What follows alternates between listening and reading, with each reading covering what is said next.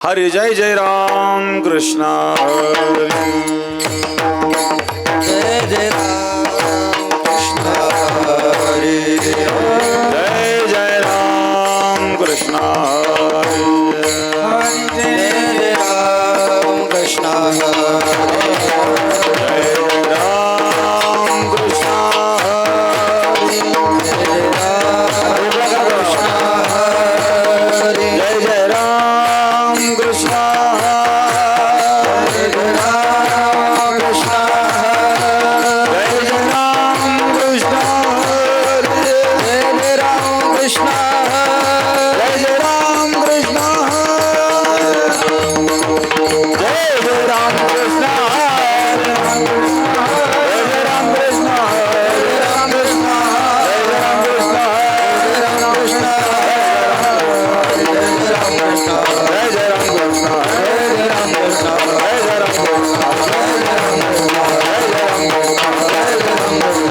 कृष्ण जय राम कृष्ण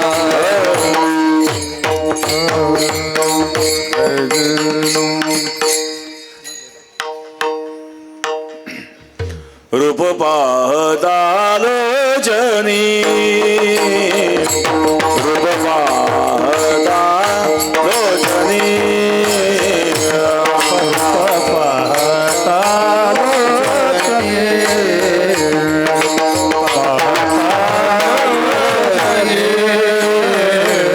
सुख झाले हो साजनी सुख झाले हो साजनी विठ्ठल बरवा विठ्ठल बरवा सुख झाले हो साजनी सुख झाले हो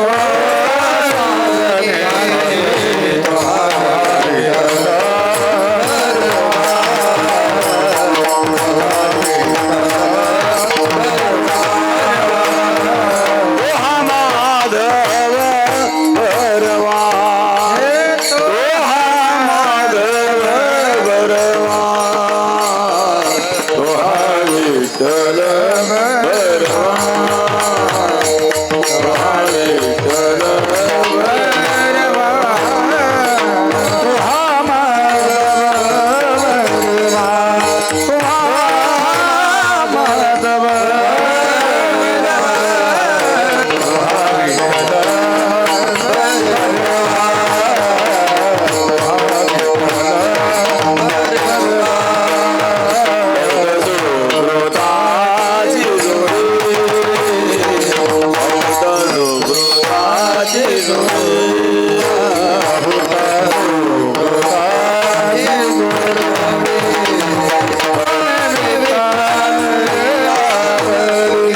माधव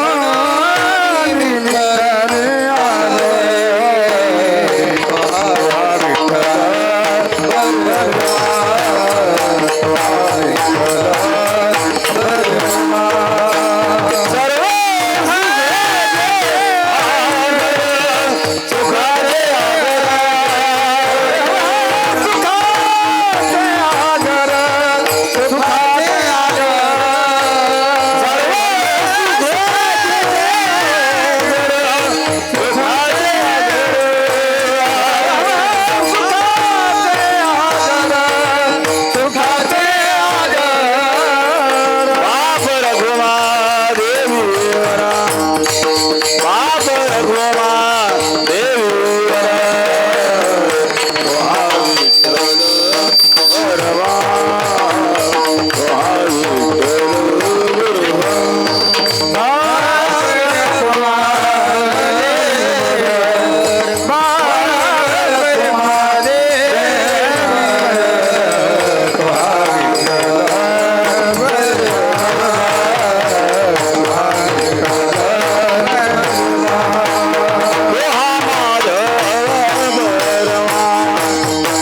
माधव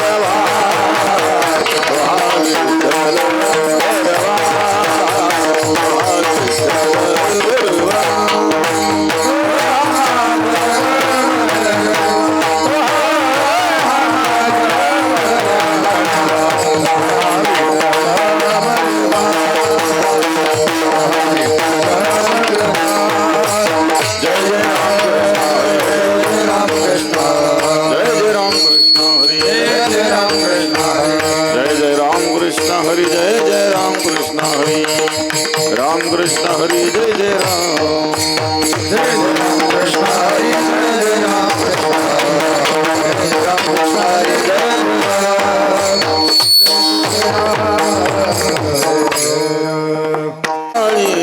नको नको मना गुंत माया झाडे नको नको मना गुंतो माया झाली नको नको मना गुंतो माया झाली काळाला जरी ग्रासावया ग्रासावया काळाची हेवडी पडेल माझे काळाची हेवडी पडेल माझे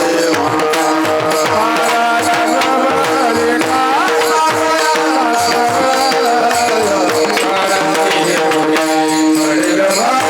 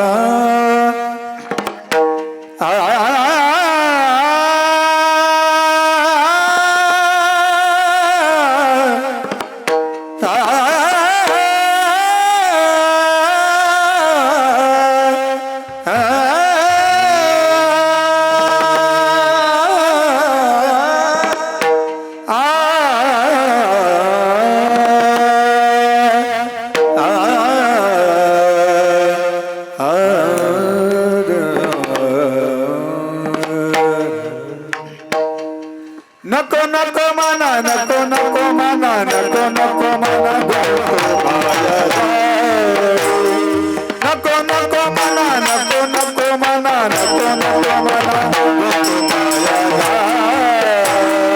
नको नको म्हणा नको नको म्हणा नको नको म्हणा माया नको नको म्हणा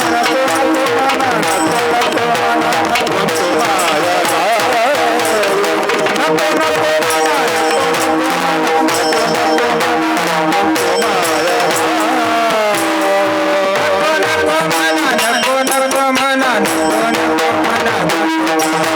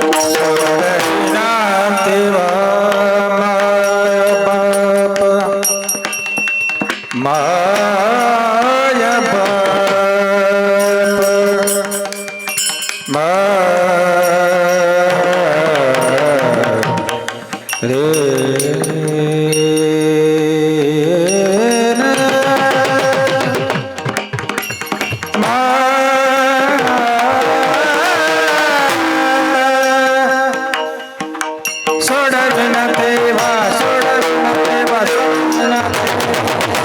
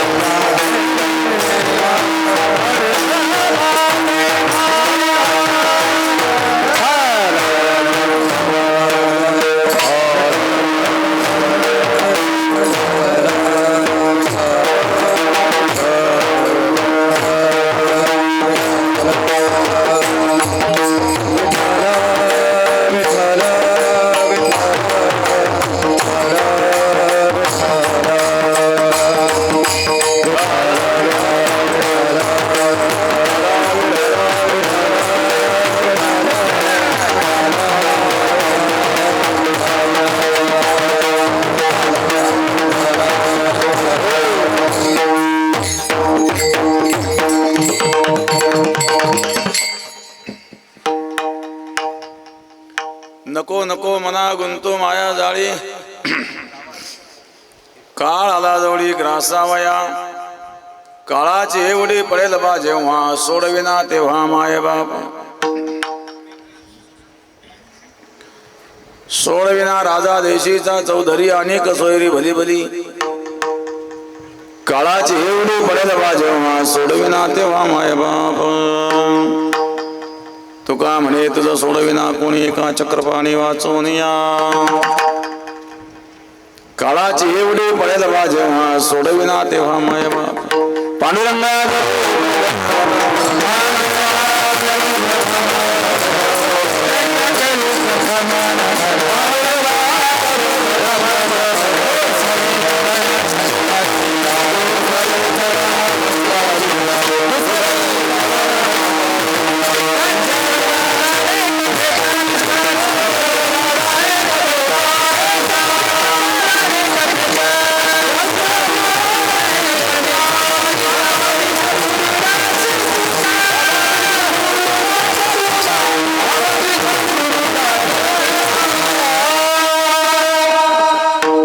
समचन सरोजन संदेदांबुदाभं जगन्धेदपाणि मंडनं मंडनानां तरुण तुलसी माला गंधरं कुंजनेत्रं सदैवहासं विठ्ठलं चिन्तयामि हेलो हेलो विको नका येऊन पूजामुलं ग्रहपदं मंत्रमूलं गुरुर्वाक्यं मोक्षमूलं गुरुकृपां गंगा विशुद्धं नित्यपादस्पर्शं सर्वदोषितं पुण्यतां राजसगन्धं समाधितं वर्तं नमामि गंगागिरिराजं शुचिः श्रीरहस्यमुदक्षसप्रतापे जितेन्द्रिय तं नारायणगिरिं वन्दे सच्चिदानन्दविग्रहं योगराज सद्गुरु गंगागिरी महाराजांच्या कृपेने सद्गुरु श्री नारायणगिरी महाराजांच्या आशीर्वादाने कैलासवासी सौ पद्माबाई बागीनाथ पाटील सोमासे यांचं असणारं प्रथम पुण्यस्मरण.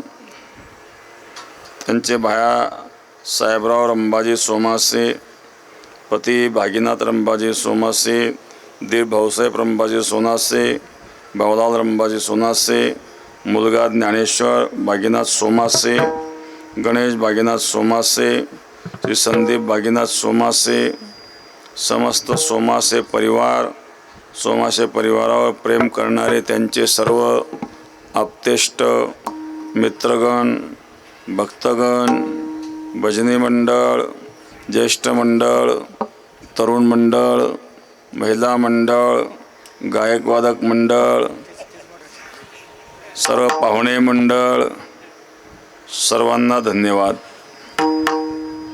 कैलासवासी सौ पद्माबाई भागीनाथ सोमासे यांचं असणारं प्रथम पुण्यस्मरण. सोमासे परिवार, पंचक्रोशीतील सर्व पाहुणे मंडळी आणि भक्तगण. श्राद्धाचं पुण्यस्मरणाचं निमित्त आहेत. श्राद्ध मला होऊन गेलेले आहेत ना,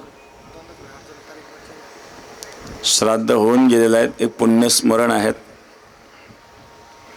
करूया थोडा वेळ सेवा. उष्णता फार आहेत. मंडप जाळ दिल्यामुळे बरं आहे, नाही पातळ मंडप असला म्हणजे गाळून गाळून खाली येत असतं.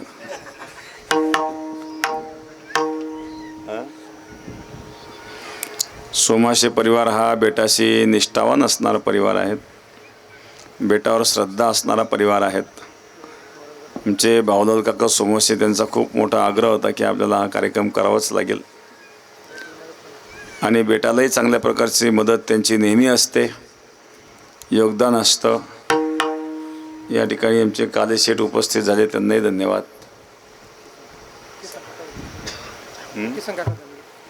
किसन काका धनगे त्यांनाही धन्यवाद. करूया थोडा वेळ सेवा. जास्त लांबवायचं नाही आहेत, कारण पाहुणे मंडळीला जायची घाई असते. जायची घाई आपण कशाला लांबवायचं बरं. तर काही ना काय असतं, लवकर कसं संपत आपण कसं मोकळं होतो. तुकाराम महाराज एका माणसाने सांगितलं, महाराज असं कीर्तन रंगलं पाहिजे. आणि महाराजांनी रामकृष्णरी सुरू केलं. 1 तास झाला, 2 तास झाले, 3 तास झाले, रामकृष्णरी सुरू. बाकीचे लोक गेले उठून. एकच राहिला. तो काय राहिला, त्याच्या पायाखाली घोंगळ गुंतलेलं होतं महाराज.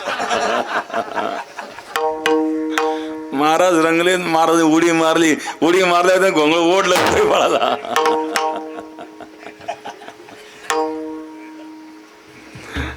आता महाराज सांगितलं कीर्तन रंगवायचंय म्हणजे जे तर कीर्तन आहे नामघोष बघून तो नामस्मरण हेच कर कीर्तन आहेत. ऐकणाराची मानसिकता नसताना जर सांगणारा उपदेश करायला लागला तर बऱ्याच वेळेला असं घडतं. काही लोक खूप विद्वान असतात पण त्यांना ऐकणाराची मानसिकताच कळत नाही. एकदा ते नाऊरला एक महाराजांचं 5 दिवसाचं प्रवचन होतं. पंढरपूरचे धूत महाराज, धूत महाराजांचं प्रवचन ठेवलं जातं एका ठिकाणी चैतन्य महाराजांनी 5 दिवसाचं. ते बेटामध्ये एक दिवस भेटायला आले. पहिल्या दिवशी 500 लोक होते. कमी होता होता होता शेवटी 50 वर आलेत. 5व्या दिवशी 50.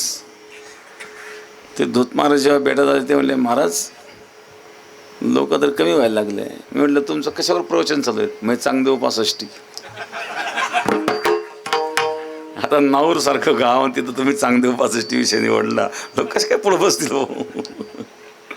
तुम्ही किती विद्वान होते, तुझ्या विद्वतेचा काय उपयोग आहे बरं? ऐकणाराची जर मानसिकता नसेल आणि ऐकणाराची क्षमता सांगणाराला जर कळाली नाही तर तो किती विद्वान असला त्याचा उपयोग नाही महाराज. आणि म्हणून ऐकणाराची मानसिकता महत्वाची असते. एक मनुष्य मुंबईला सर्व्हिसला होता. दीपोळ्यांच्या सुट्ट्यांमध्ये गावी जायचं होतं. गर्दी खूप. बसमध्ये घुसताच आहे ना. पत्नीबरोबर, मुलाबरोबर, सामानबरोबर रेल्वे स्टेशनवर पोचायचं होतं. त्याला वाटलं वेळेवर जर स्टेशनवर पोचलो नाही आणि रेल्वे जर निघून गेली तर पुन्हा रिझर्वेशन मिळणार नाही, मोजक्या सुट्या आहेत, टेन्शनमध्ये बसलेला. तेवढ्यात एक माणूस भेटला. म्हणजे अहो तुम्हाला एक सांगू का? म्हणले काय? भगवान कृष्ण परमात्मा अर्जुनाला गीतेत काय सांगतात तुम्हाला सांगू का? म्हणले भगवान गीतेत काय सांगता हे नको सांगू, मला गाडी केव्हा मिळेल हे सांग. मी काय तर पोथी ऐकायला बसलोय का? विठाला विठाला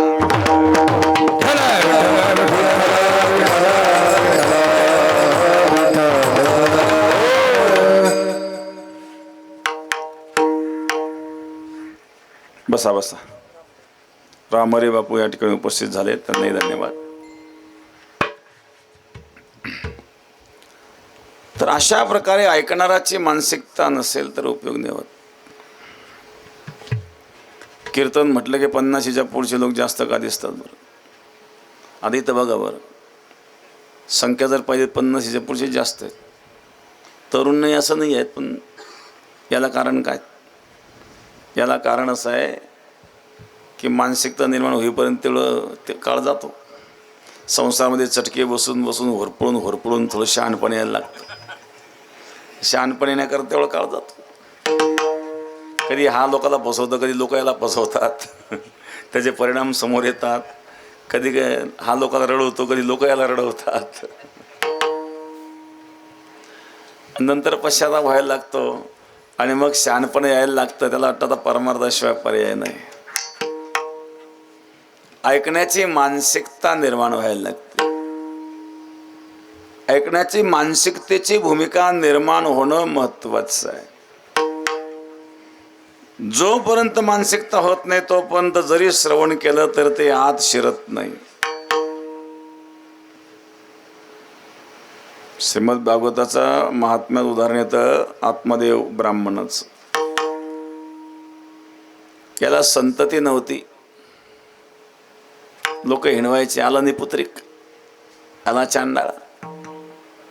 निपुत्रिका म्हणते पहा हो चांडाळ, पातकांचे मूळ पोरवडा. तुकोबाराय सांगतात जगाची रीत. निपुत्रिकेला चांडाळ आहेत, पापी आहेत, त्याचं तोंड पाहू नका. निपुत्रिक आहेत. त्याला वाटलं असं अपमानास्पद जीवन जगण्यापेक्षा आत्महत्या केलेली बरी. हा आत्मदेव आत्महत्या करण्याकरता गेला. एक साधूचं दर्शन झालं. त्याला वाटलं आता आपल्याला तर मरायचंच आहे, पण मरता मरता चला साधूचं दर्शन घेऊ. दर्शन घेतलं. त्या साधू विचारला, अरे बाबा कशा करता चाललायस तू? काय करतोय जंगलात? म्हणजे मी आत्महत्या करायला चाललो. आत्महत्या? एवढं सुंदर शरीर भगवंताने दिलं आणि आत्महत्या करण्याकरता दिलं का? ठीक आहे, संसारामध्ये काही अडचणी येऊ शकतात, पण किती अडचणी आल्या म्हणून का आत्महत्या करायची असते का? तो म्हणला, महाराज मी काही तुमचा उपदेश ऐकायला इथं आलेलो नाही. असं अपमानास्पद जीवन जगण्यापेक्षा मला जीवनात रस वाटत नाही. एक तर तुम्ही साधू आहात ना, मग मला आशीर्वाद द्या, मुलगा होऊ द्या, नाहीतर मरू द्या. साधू म्हणला, रे मरू नको बाबा. त्याला फळ दिले, फळ घे, तुझ्या पत्नीला खाऊ घाल, तिला मुलगा होईल. साधूने उपदेश केला. अरे बाबा, ज्याला मुलबाळ नाही ते तरी कुठं सुखी आहेत, कशाला इच्छा करतो? मुलं झाले ते जर शहाणे नाही निघले, म्हातारपणी लाथा मारायला लागले नसलेले बरे ना. तो म्हणला, आमचं संसारी माणसाचं दुःख तुम्हाला संन्यासाला काय कळायचं? तुम्हाला ते नको उपदेश करू म्हणले. एकतर मुलगा द्या. दिला मुलगा. कथा लांब जसं काय, मी कधी वेळ घेणार नाही. 2 मुलं झाले. धंदोकारी गोकर्ण. वाटलं समाधान थोडंफार, पण मुलगा शहाणा झाला आणि व्यसनी झाला. दारू प्यायला लागला, मांस भक्षण करू लागला. नाही ते नाद लागले. बापाने अडवला, रे बाबा असं काय करतोस? एकतर मुलबाळ होत नव्हतं, आत्महत्या करण्याकरता गेलो होतो. एका साधूने प्रसाद दिला, तुझा जन्म झाला आणि तू काय वागतोयस? एकतर तू ब्राह्मण कुळात जन्मला आणि दारू पितोस. ब्राह्मणाला दारू पिणं शोभत नाही. ब्राह्मण जर दारू पित असेल तर मनुस्मृतीमध्ये त्याला शिक्षा सांगितली ब्राह्मणाला. काय? उकळती दारू त्याला पाजायची. ब्राह्मणाला मनुस्मृती शिक्षा सांगितली उकळती दारू पाजण्याची, की पुन्हा त्याने हातच नाही लावला पाहिजे. ब्राह्मण आणि दारू याचा काही संबंध आहे बरं? ब्राह्मणामध्ये सात्विकता असली पाहिजे. तो दारू पितो, मांस खातो. ब्राह्मण कुळात जन्मला आहेत, चोऱ्या पण करायला लागला तो. आता एक तर मुलबाळ होत नव्हतं, एका साधूच्या आशीर्वादाने झालाय तू, आणि आता हे काय करतेस? त्याने सांगितलं बापाला, हे बघा, तुम्हाला या घरात राहायचं असेल तर अर्धी सत्कर खायचे आणि पळून राहायचं, नाही निघा घराच्या बाहेर. बसला रडत. तेव्हा रडत होता मुलगा का होत नाही म्हणून, आणि आता रडतोय मुलगा का झाला म्हणून. तेव्हा साधूने उपदेश केला होता पण तो पटला नव्हता. पण आता जेव्हा मुलाच्या लाथा खायची पाळी आली, मुलाने सांगितलं राहायचं तर गपचूप बसा, नाही तर निघा घराच्या बाहेर. आता थोडं शहाणपण यायला लागलं ना. शहाणपण येण्याकरता तेवढे दिवस जातात. आणि मग गोकर्णाने उपदेश केला. देहस्ति मांसरुधिरे भीमति त्यजत्वं जाया सुतादिषु सदा ममता विमुञ्च पश्चान्निशं जगदिदं क्षणभङ्गतिष्ठो वैराग्यरागरसिको भवभक्तिनिष्ठ.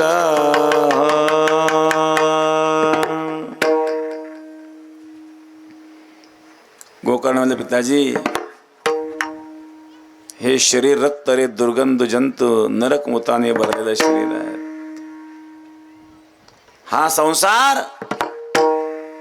असाच दुःख देणारा असतो. या संसाराचा त्याग करा, धर्माचं पालन करा.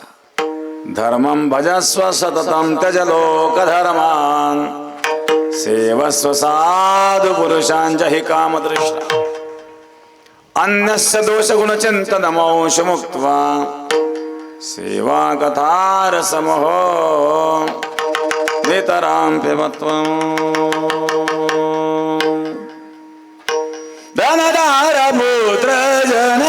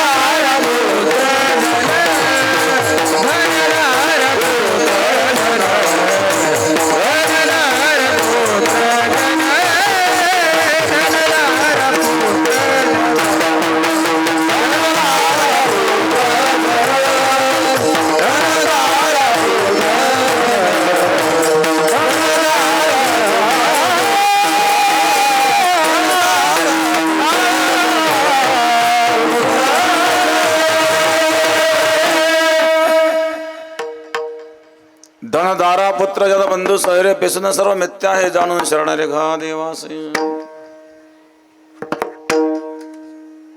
आता उपदेश पटायला लागला. केव्हा मुलगा व्यसनाधीन झाला, मुलगा म्हणतोय तुम्हाला घरात राहायचं तर राहा, नाही तर निघा घराच्या बाहेर. म्हणजे उपदेश श्रवण करण्याची मानसिकता व्हावी लागते. जोपर्यंत ऐकण्याची मानसिकता नाही तोपर्यंत तुम्ही किती तत्वज्ञान सांगा उपयोग नाही. काही लोकांना फुकटचे सल्ले द्यायची सवय असते आणि ते सल्ला देणाऱ्याच्या अंगावर येतात कधी कधी सल्ले बऱ्याच वेळेला. एक माकड होतं एका झाडावर चढलेलं. अचानक मुसळधार पाऊस सुरू झाला. मुसळधार पाऊस होता होता गारपीट सुरू झाली. त्या गारीमध्ये असं झोडपलं ते माकड. थंडी पण वाजायला लागलेलं, थरथर कापायला लागलं. पाऊस उघडला. त्या झाडावर एक सुगरणीचा खोपा होता. त्या खोप्यातून तू सुगरण बाहेर आली. त्या सुगरणीनं माकडाकडे पाहिला, अरे माकडा, देवाने तुला हातपाय दिले, एखादी झोपडी बनवली असती तुला कशी हाल झाले असते बरं. मी बघ छोटंसं घरटं बनवल्यामुळे मी सुरक्षित आहे. आता सुगरणीने माकडाला सल्ला द्या, काही चुकी दिला का? माकडाला राग. माकडाने ओढला, तो ते घरटं ओढलं आणि तुकडे करून दिले फेकून. तूही पावसात मी पावसात. सुगरणीनं सल्ला चुकीचा दिला नव्हता आणि फुकटचे सल्ले कधी अंगावर येतात. कारण चुकीच्या व्यक्तीला दिला, माकडाला दिला, तर माकडाकडून सल्ला पडत असतो का? पण ज्याला पटत नाही त्याला सल्ला द्यायचंच कशाला? पण अशा प्रकारे जगाला सल्ले देण्यापेक्षा,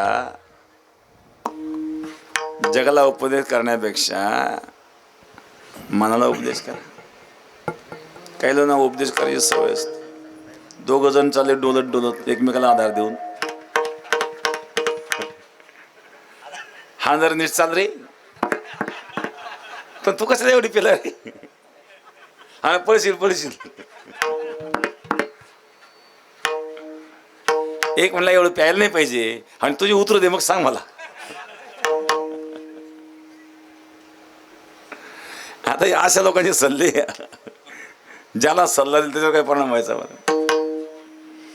उपदेश करणारा शुद्ध असेल, उपदेश करणारा बद्दल ऐकणाराच्या मनात आदर असेल तर त्या उपदेशाचा लाभ होतो, अन्यथा उपदेशाचा लाभ होत नाही. आणि म्हणून जगाला उपदेश करण्यापेक्षा अगोदर मनाला उपदेश करा. जग सुधरेल तेव्हा सुधरेल, पण अगोदर तू सुधर, म्हणजे बिघडल्यांपैकी एक सुधारला.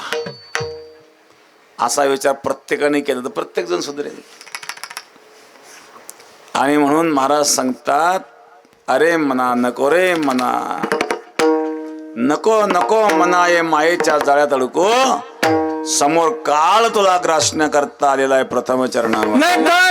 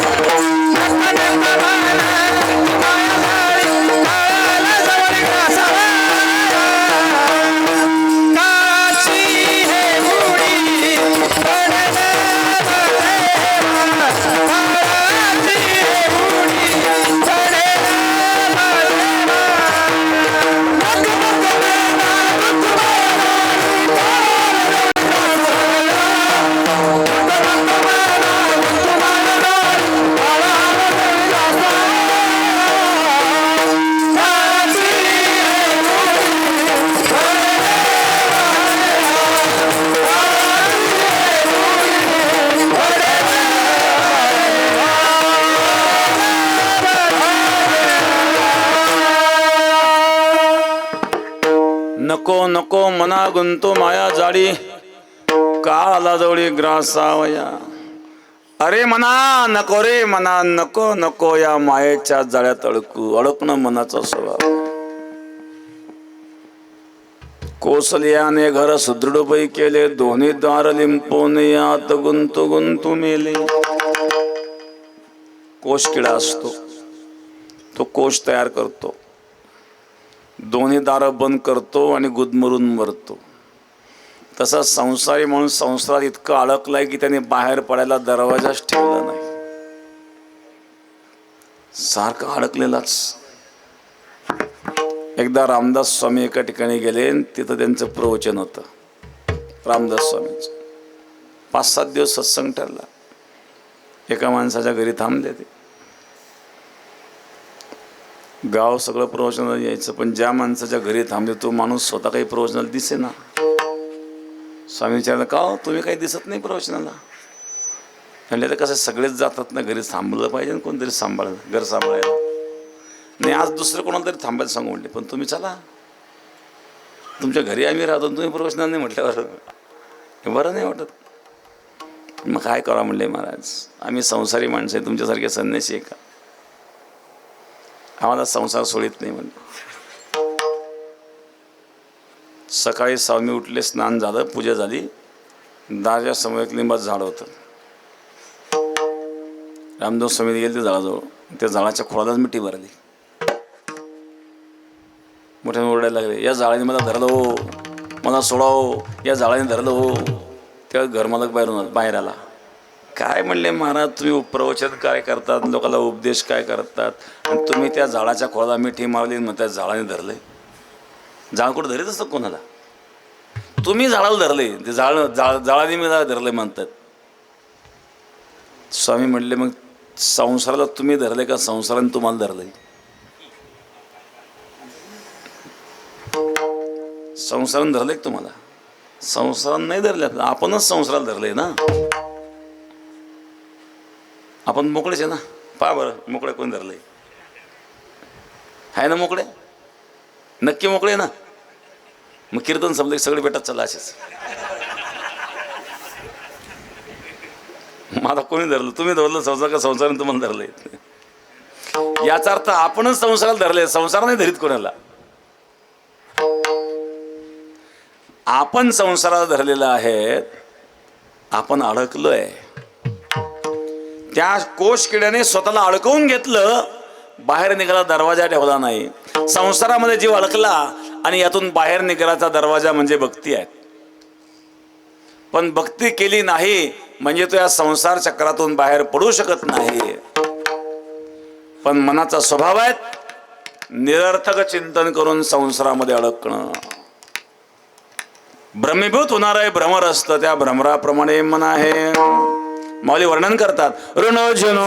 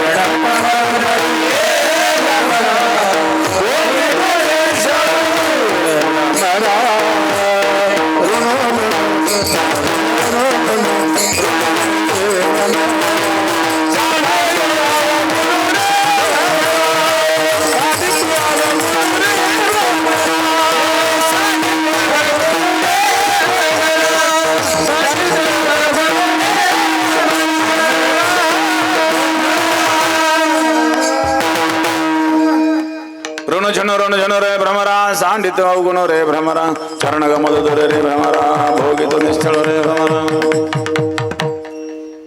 अरे भ्रमरा, सांडित अवगुण रे भ्रमरा. या भ्रमराच्या ठिकाणी काही अवगुण आहेत. इंद्रिय षटपदाचार्य जीव भ्रमरा, ते काय अवगुण आहे भ्रमराचे?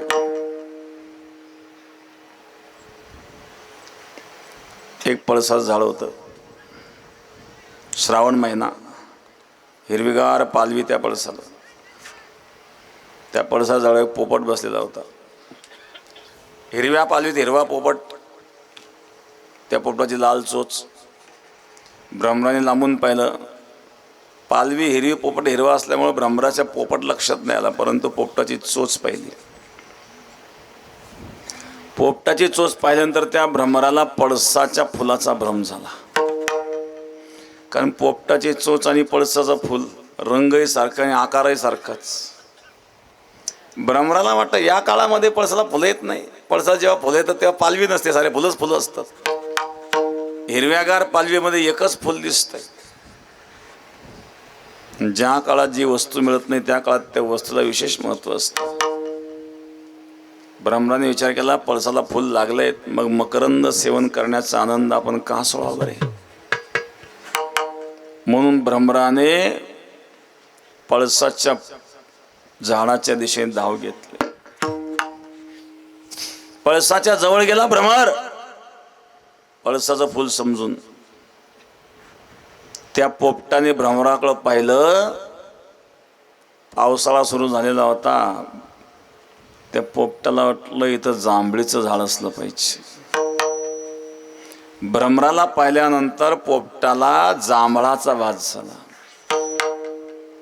त्या पोपटाने विचार केला, आयतं जांभूळ जर तोंडात पडत असेल तर का सोडावं बरं.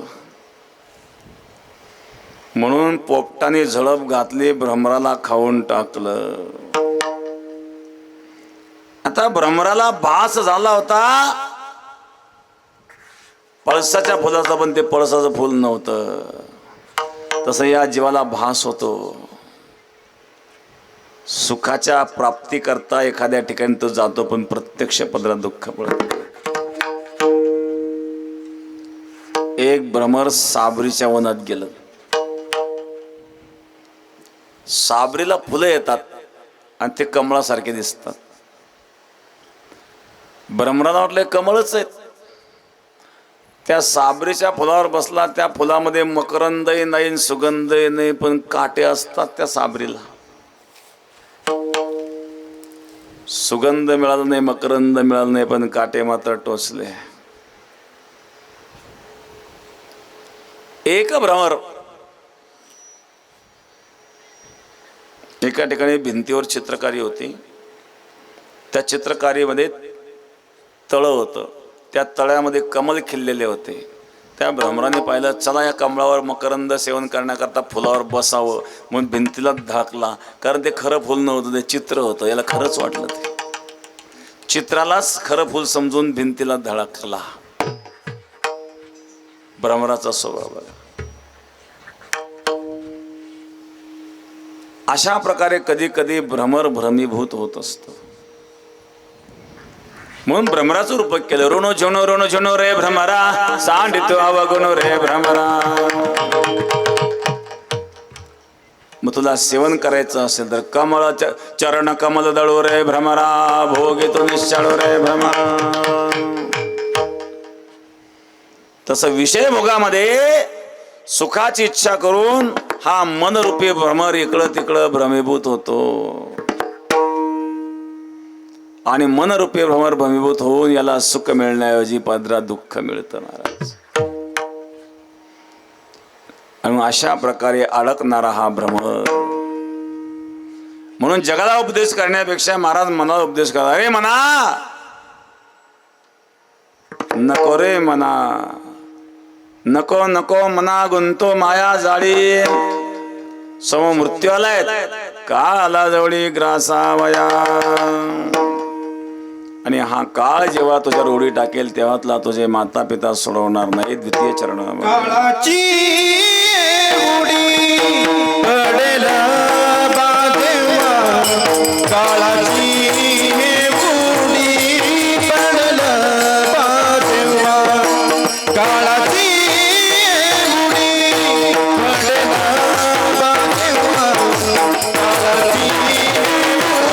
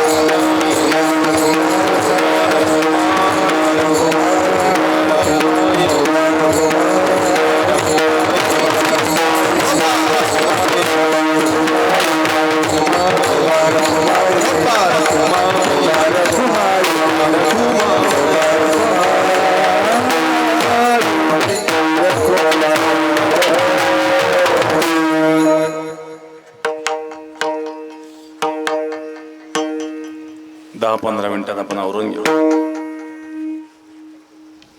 लांबून लांबून पाहुणे मंडळी आलेली आहेत, त्यांनाही पुढे जायचं आहे. कैलासवासी सौ पद्माबाई भागीनाथ पाटील सोमासी यांचं असणार प्रथम पुण्यस्मरण. श्राद्ध होऊन गेलेलं आहेत, आज पुण्यस्मरण म्हणून सेवा आहे. त्यांचे भाया साहेबराव रंभाजी सोमासी, भागीनाथ रंभाजी सोमासी पती, त्याचप्रमाणे दीर भाऊसाहेब रंभाजी सोमासी, भाऊलाल रंभाजी सोमासी, मुलगा ज्ञानेश्वर भागीनाथ सोमासे, गणेश भागीनाथ सोमासे, संदीप भागीनाथ सोमासे, समस्त सोमासे परिवार आणि सोमासे परिवारावर प्रेम करणारे त्यांचे सर्व आप्तेष्ट मित्रगण, भक्तगण, उपस्थित सर्व मान्यवर. या ठिकाणी माननीय डॉक्टर दिनेश भाऊ परदेशी, त्याचप्रमाणे अविनाश पाटील गलांडे, जे बाळूशेठ संचेती, महेंद्र शेठ काले, जे अविक्तपर्यंत दादा महाराज टुक्के, भाऊसाहेब महाराज, लक्ष्मण पाटील भुजाळे, बद्रीनाथ पाटील चव्हाण, संभाजी पाटील डांगे, रामभाऊ डुंबरे, अशोक पाटील डांगे, जे किसन काका धनगे, रामहरी बापू, दशरथ बनकर, नंदुशेठ संचेती, ज्ञानेश्वर भाऊ टेके, प्रशांत पाटील सदाफळ आणि सर्व मान्यवर. भाऊसाहेब पाटील बाराहाते, आणि उपस्थित सर्व मान्यवर सर्वांना धन्यवाद. प्रथम पुण्यस्मरणाच्या निमित्ताने कीर्तन सेवा आहे. नको नको मना गुंतुमाया जाळी, काळाला जवळी ग्रासावया. महाराज मनाला उपदेश केला, अरे मना नको रे मना, नको नको या मायेच्या जाळ्यात अडकू. मन नेहमी जाळ्यात अडकत असतं. समोर मृत्यू आलाय, मृत्यू हा टाळता येत नाही, म्हणून मृत्यू येण्याच्या आधी आत्मकल्याण करून घेणं महत्वाचं आहे. सांगितलं काळाची एवढी पडेल बा जेव्हा, सोडविना तेव्हा माय.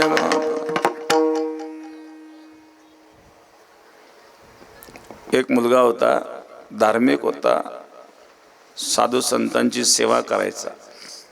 गावाच्या बाहेर एक आश्रम होता आणि त्या आश्रमात नेहमी जायचं होतं. पण लग्न झालं, संसारात अडकला, कामधंद्यात. बऱ्याच वर्षानंतर तो आश्रमात आला. महाराजांनी विचारलं, अरे लग्नाच्या आधी दररोज यायचं आणि आता इतके दिवस काय करा म्हणले. आता संसाराचा व्याप, जबाबदारी पडली, घरात मी करता असल्यामुळं कमवता एकटाच आहेत, आई आहेत, बाप आहेत, पत्नी आहेत, हे सगळं माझ्या भरोशावर आहेत. आता एवढं, अरे भरोशावर जरी असलं म्हणून काही परमार्थ सोडून द्यायचा असतो का? एवढं त्यांचं प्रेम ते सोडून आता काही शक्य होत नाही म्हणे. जनय सुखाचे दिल्या घेतल्या चंत काळीचे नाही कोणी. तो ज्याला प्रेम म्हणतो ते प्रेम नाही आहेत, तो मोह आहेत. तू कमवतो म्हणून तुला पुढं पुढं करतायत. जोपर्यंत अन्न कमवतो पर्यंत सगळे अन्न करा. अन्न चहा घेतला का, अन्न कॉफी घेतली का, अन्न नाश्ता केला का, अन्न तब्येत बरी नाही का? पण अन्न थकल्या अन्नाच अन्नाला मुकतो. अन्नाला अन्न मिळायची पंचायत होते. संसारामध्ये जेव्हा कमवता आहे तोपर्यंत किंमत आहेत. एक मनुष्य म्हणला, महाराज मी जेव्हा रिटायर झालो ना, 6 महिने घरी सांगितलंच नाही रिटायर झालो म्हणून. डबा घेऊन जायचो विश्रामगृहात, आराम करायचो आणि डबा घेऊन घरी यायचो. त्याला विचारलं का नाही सांगितलं. रिटायर झाल्याची बातमी घरी कळाल्यापासून तिथून पुढचे हाल काय सांगा म्हणले. कोणी काम सांगतं, तुम्हाला तरी काय काम आहे, हे एवढं जा दुकानात, एवढं घेऊन या, तुम्हाला तरी काय काम आहे. ते पोरगं रडतंय, तुम्हाला दिसत नाही का, तुम्हाला तरी काय काम आहे, घ्या त्याच पोराला. थोड्या भरत आमचा नका. अशा प्रकारची स्थिती या संसारामध्ये असते. हा म्हणला, महाराज असू शकतं म्हणले, पण माझ्याबद्दल तसं नाही. माझ्या पत्नीचं, माझ्या आई बाबाचं माझ्यावर जीवापाड प्रेम आहे. पाहिजे का तुला? त्याला प्राणायाम शिकवला, प्राण रोखण्याची प्रक्रिया शिकवली, प्रयोग करायला सांगितला. ड्युटीवर जाण्याच्या आधी पत्नीने सांगितलं, आज बासुंदी बनवून ठेव म्हणले. पत्नीने बासुंदी बनवून ठेवली. स्वयंपाकाला लागली. ड्युटीहून आला, हा म्हणला मी थोडा आराम करतो, तो पण तू बाकी स्वयंपाक कर. पत्नीने स्वयंपाक केला आणि यांनी श्वास रोखला. पत्नी जेव्हा उठवायला आली, चला जेवायला, श्वास बंद, नाड्या बंद. तिला वाटलं गेले का काय, गेले का काय म्हणजे. ते झाले संध्याकाळ. आता संध्याकाळ झाली म्हणजे मोत उद्याच होईल. नाड्या बंद पडल्या, श्वास बंद पडल्या म्हणजे आता काय. ते अगोदर किचनमध्ये गेली. किचनमध्ये ते पातेलं भर जे बासुंदी, ती बासुंदी पिऊन टाकली अगोदर. दिवसभर काही मिळायचं नाही, रात्रभर काय सांगता येत नाही. बासुंदी पिऊन टाकली. मग आली, मोठ्या मोठ्याने लागली रडायला. मग लागली मोठ्याने रडायला, कसं झालं, काय झालं. आई आली, आई लागली रडायला, बाप लागला रडायला, सगळे कुटुंब लागलं रडायला. आई म्हणली, मी गेले असते चाललं असतं, पण माझ्या मुलाला का नेलं. करता कमवता घरातला मुलगा गेला. बाप म्हणलो, मी गेलो चाललो असतो, माझ्या मुलाला का नेलं देवा. पत्नी म्हणली, मी गेले तरी चालले असते, पण यांनी जायला नको होतं. आजी म्हणली, देवा माझी कुठं चिठ्ठी हरवली. मी तर वाटच पाहू नयेत मरणाची. माझ्या नातवाला काने लागले सगळे रडायला. तेवढ्यात महाराज तिथं आले. आई म्हणली, बघा ना महाराज तुमच्याकडे येत होता ना हो, साधू संतांची सेवा करायचा, खूप परमार्थिक होता, खूप आवड होती. महाराज म्हणले, मी याला जिवंत करू शकतो म्हणले. महाराज उपकार होते म्हणले आपले. साधू संतांचं तर हे कार्यच असतं. दूध आणा म्हणजे दूध आणलं. त्या दुधात काहीतरी टाकलं, औषध, फुंक मारली.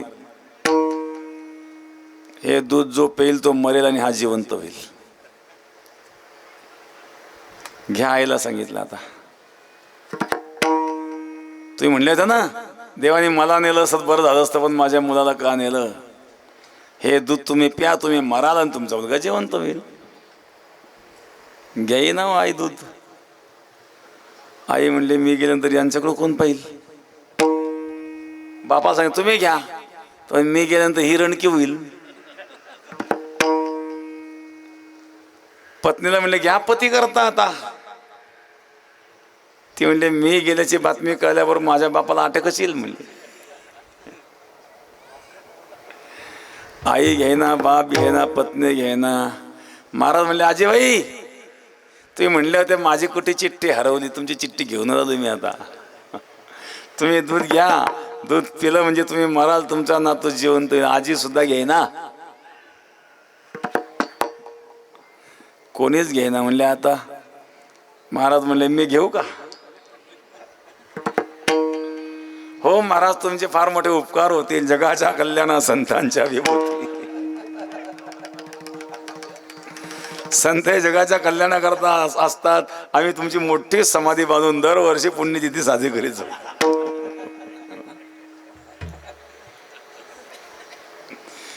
महाराजांनी घेतलं दूध. ते काही विष नव्हतं, दूधच होतं. ते फक्त परीक्षा पाहिजे होती यांची. दूध घेतलं आणि त्याला थाप मारली, उठ. तो काय मेलेला नव्हता. त्यांनी प्राणायामाद्वारे आपला श्वास रोखलेला असल्यामुळे नाड्या आणि श्वास बंद पडलेला होता. उठ. आता विचारलं, आता कोण आहे तुझे सांग. जन हे सुखाचे गिल्या घेतल्याचे अंतकाळीचे नाही कोणी. कळो येईल अंतकाळी, कळो येईल अंतकाळी.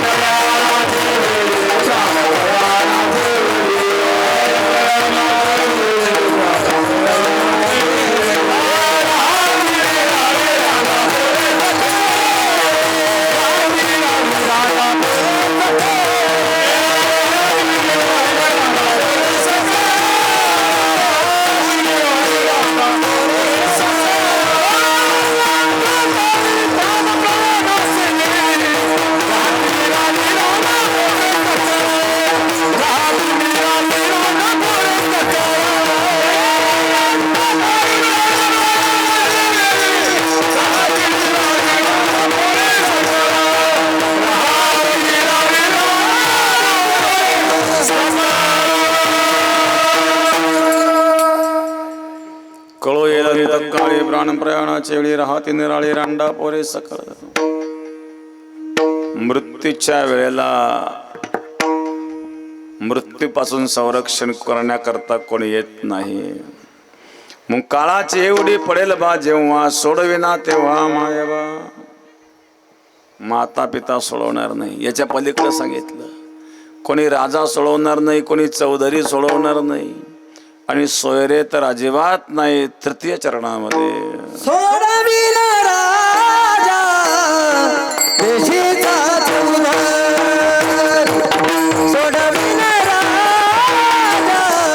देशीचा चौधरी, सोडविना देशीचा चौधरी, सोडविना देशीचा चौधरी, सोडविना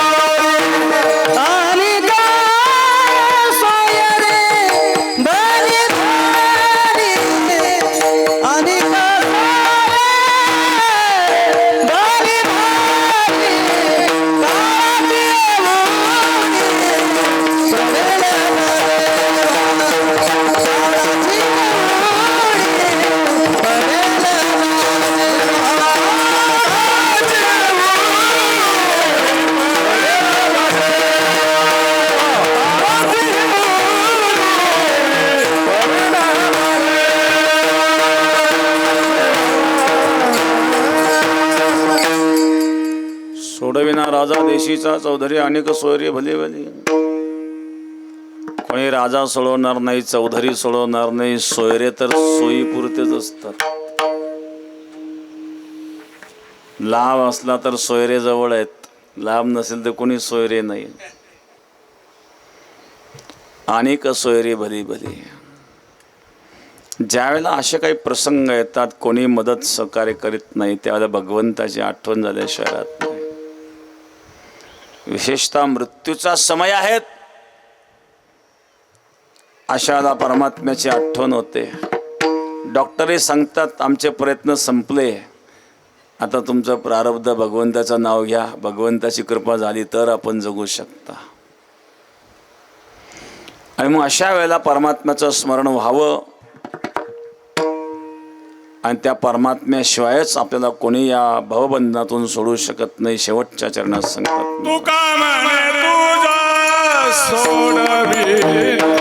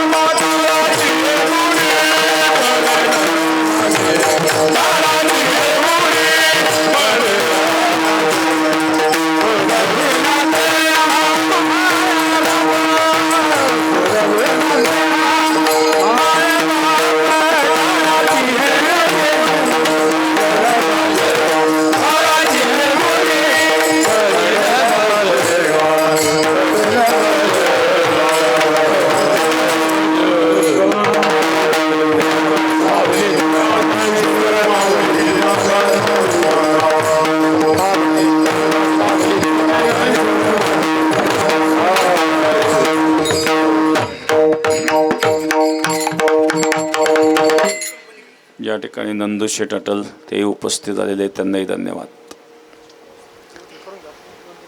नको नको मना गुंतू माया जळी, काळाला जवळी ग्रासावं, या काळाची एवढी पडेल बा जेव्हा, सोडविना तेव्हा माय बाप. सोडविना राजा देशीचा चौधरी अनेक सोयरी भली भली, तुका म्हणे तुझं सोडविना कोणी एका चक्रपाणी वाचून या. प्रथम पुण्यस्मरणाच्या निमित्ताने असणारी सेवा भगवतचरणी समर्पित. सर्वांनी असंच जागेवर बसून राहा. काही या ठिकाणी मनोगत होतील श्रद्धांजली. विठ्ठल जय जय विठ्ठल.